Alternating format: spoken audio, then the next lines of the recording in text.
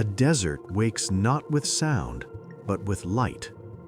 The first rays of the sun stretch across dunes older than history itself, red, immense, alive.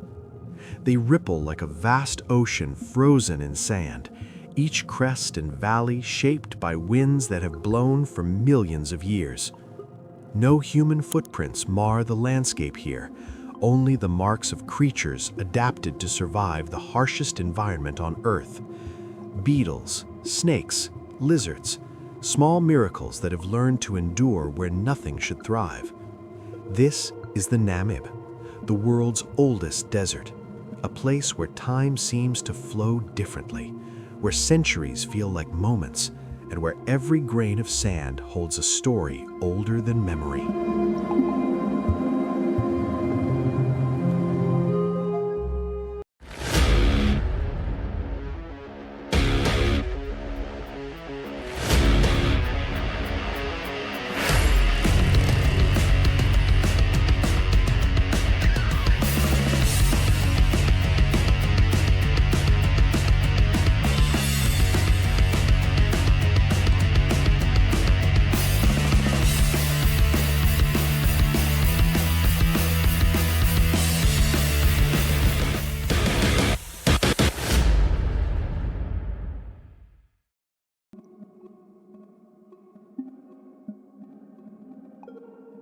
As the sun rises higher, the desert transforms.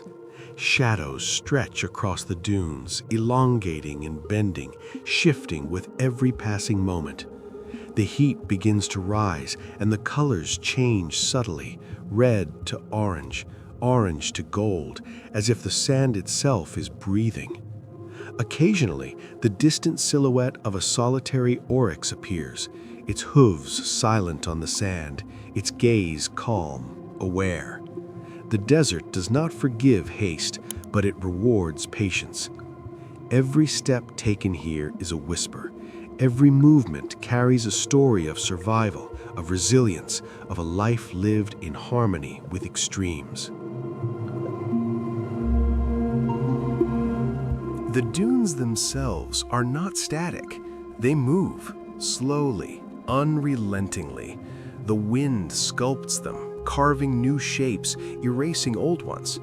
Over centuries, these sands have swallowed ancient rivers, reshaped hills, and buried remnants of civilizations long forgotten. Listen closely, and you can almost hear it, a soft, persistent sigh. The desert breathing, shifting, alive. Humans may come and go, but the Namib endures. It demands respect. It teaches patience. It is beauty in its most unforgiving form. Life here is a delicate balance.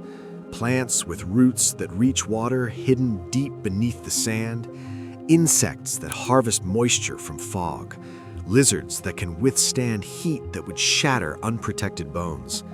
And in the distance, the faint outline of a desert-adapted elephant appears. Massive, powerful, yet careful. In this land, even giants must learn subtlety. Every creature, every plant, every grain of sand exists in a harmony that is fragile yet enduring. Survival is not optional here. It is inevitable, or extinction follows. The desert sun climbs, and the sand glows with a brilliance that feels unreal.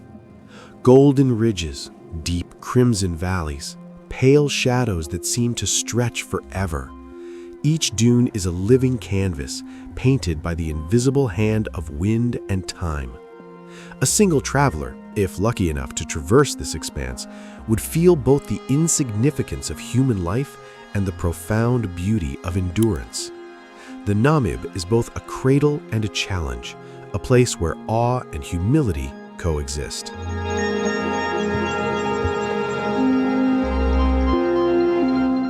Listen. The desert speaks softly, a whisper through the dunes, the faint clatter of sand shifted by a breeze, the occasional cry of a distant bird. It is a silence unlike any other. Not empty, but full. Full of history, full of secrets, full of life unseen by most of the world. This silence teaches patience. It commands observation. It rewards curiosity.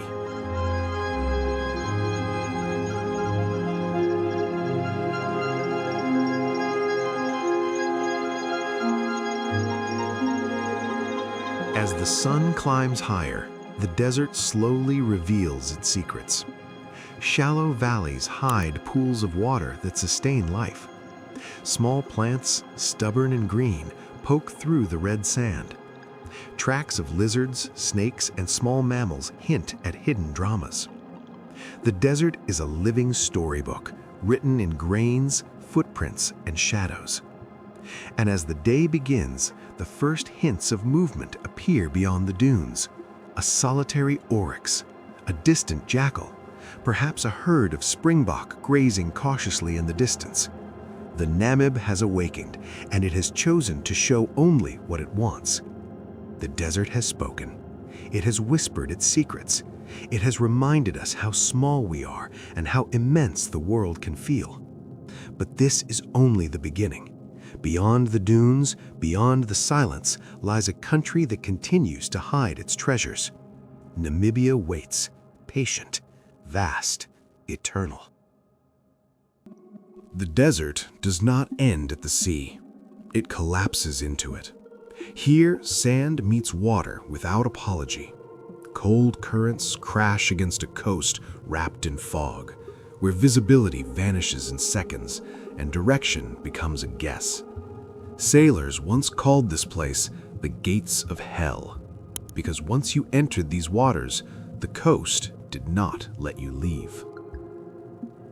Every morning, a thick white fog rolls in from the Atlantic. It moves silently, unannounced.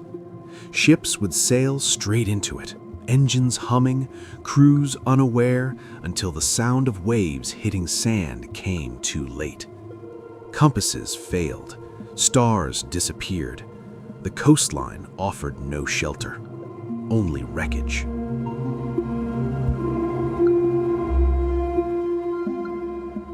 Along this coast, shipwrecks lie scattered like bones. Rusting hulls half buried in sand, masts broken by time, names faded beyond recognition. Some ships ran aground decades ago, others centuries. Crews who survived the wreck faced something worse.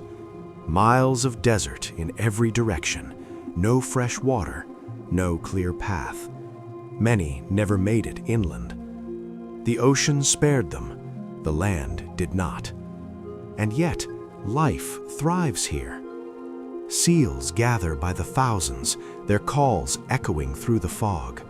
Jackals stalk the shoreline, feeding on what the sea abandons. Even elephants have been spotted nearby, wandering dangerously close to the coast in search of water. In this place, survival is not gentle, it is precise. The Benguela current shapes this coast. Cold, relentless. It cools the air, creates fog, and pulls nutrients from the deep. It is the reason the sea here is rich, even while the land remains barren. Without it, the Skeleton Coast would be nothing but silence. Instead, it is full of motion, danger, and unexpected life.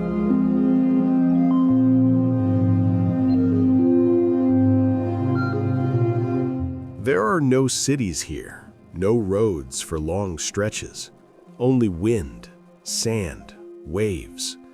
Occasionally, a structure appears, a ruined station, an abandoned lighthouse, a reminder that humans tried to stay. They failed. This coast does not welcome permanence. The Skeleton Coast teaches a lesson.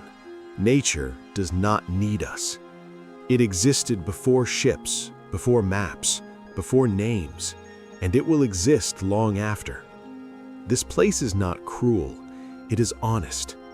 Here, the desert and the ocean agree on one thing: Only the adaptable survive. Beyond this coast, further inland, life gathers again.